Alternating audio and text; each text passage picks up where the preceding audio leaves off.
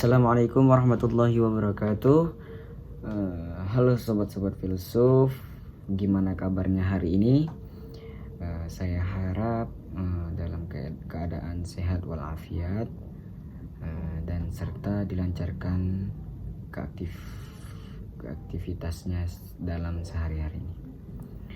Baik, langsung saja kita masuk kepada materi, yaitu di sini kita akan membahas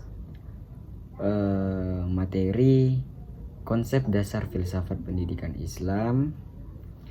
Nah, jadi di dalam materi ini ada beberapa hal yang harus kita teliti, harus kita pelajari.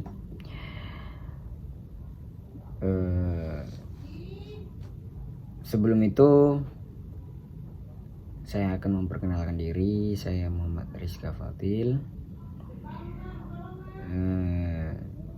Saya akan menjelaskan materi-materi dari konsep dasar filsafat pendidikan Islam. Sebelum itu yang saya hormati kepada dosen pengampu mata kuliah filsafat pendidikan Islam serta rekan-rekan sekalian. Langsung saja kita kepada materinya. Filsafat pendidikan Islam merupakan cabang ilmu yang mengkaji secara mendalam hakikat pendidikan dalam Islam. Jadi dalam filsafat pendidikan Islam kita mengkaji berbagai ilmu, terutama dalam bidang pendidikan yang mencakup semua aspek-aspek yang berkenaan, yang bertentang dengan keislaman. Ia tidak hanya membahas bagaimana proses pendidikan berlangsung, tetapi juga mempertanyakan tujuan, hakikat manusia serta nilai-nilai yang mendasarinya. Nah, pendidikan dalam Islam bukan sekedar transfer ilmu, tetapi juga membentuk karakter dan akhlak mulia sesuai dengan nilai-nilai Islam. Oleh karena itu filsafat pendidikan Islam ini bertujuan untuk membangun sistem pendidikan yang berlandaskan wahyu, akal, dan tradisi keislaman yang kokoh.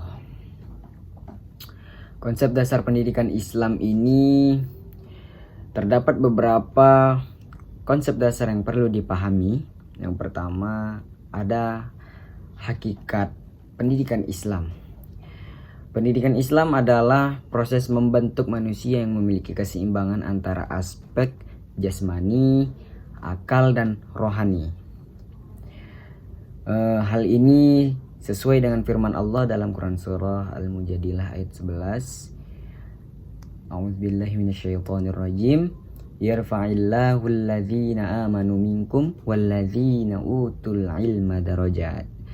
Allah akan meninggikan orang-orang yang beriman di antara kamu dan orang-orang yang diberi ilmu beberapa derajat.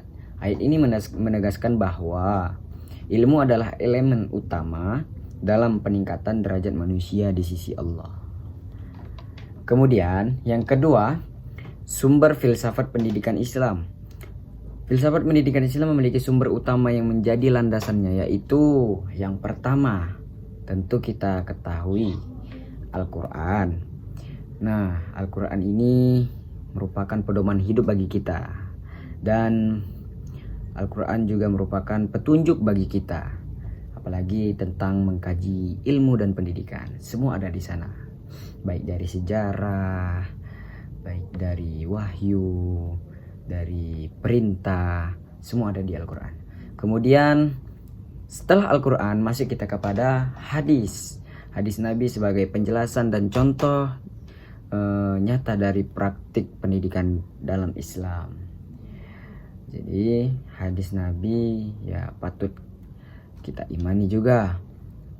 Kemudian ijtihad ulama, atau disebut dengan dalam bahasa usul fikihnya ijma, yang berkontribusi dalam mengembangkan konsep pendidikan sesuai dengan tuntunan zaman. Kemudian sejarah peradaban Islam yang memberi menunjukkan banyak model pendidikan yang telah diterapkan dalam berbagai era kejayaan Islam. Kemudian, setelah sumber filsafat pendidikan Islam, kita masuk kepada tujuan pendidikan Islam. Jadi, tujuan utama pendidikan Islam adalah membentuk manusia yang beriman, berilmu, dan berakhlakul karimah. Pendidikan dalam Islam bukan hanya untuk mencetak individu yang cerdas secara intelektual, tetapi juga memiliki kesadaran spiritual yang tinggi.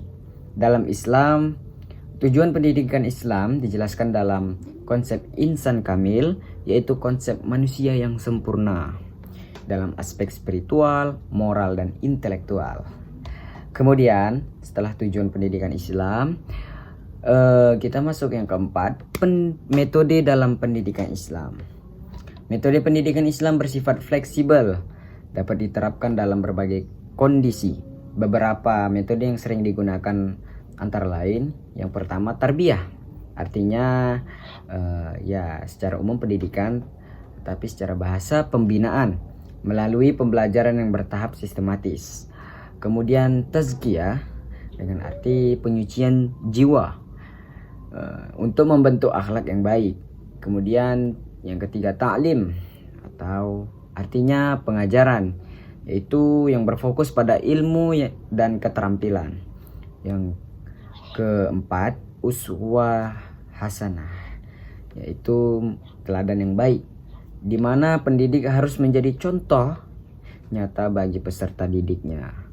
Apalagi terutama bagi yang mau jadi guru, kita perlu mempunyai contoh teladan yang baik kepada peserta didik agar peserta didik dapat meniru apa yang sudah dilakukan oleh gurunya. Jadi kesimpulannya dari pemaparan tadi dapat disimpulkan bahwa filsafat pendidikan Islam adalah kajian mendalam tentang hakikat sumber, tujuan, dan metode pendidikan dalam Islam. Pendidikan Islam bukan hanya bertujuan mencerdaskan akal, tetapi juga membentuk karakter yang moral, membentuk karakter dan moral yang luhur. Sebagai mahasiswa yang mempelajari filsafat pendidikan Islam ini, kita memiliki tanggung jawab untuk mengembangkan konsep pendidikan yang tetap berlandaskan nilai-nilai Islam, tetapi juga relevan dengan perkembangan zaman. Demikian presentasi dari saya. Semoga bermanfaat bagi sobat-sobat filsuf dan menambah wawasan kita semua.